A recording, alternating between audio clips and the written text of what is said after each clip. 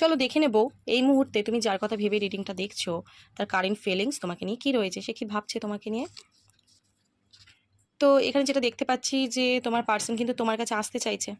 যদি সে তোমার থেকে অনেক দূরে রয়েছে তো তোমার কাছে কিন্তু সে আসতে চাইছে, কারণ তার তোমাকে ছেড়ে ভালো লাগছে না, কিছুই ভালো লাগছে না তার। ঠিক আছে?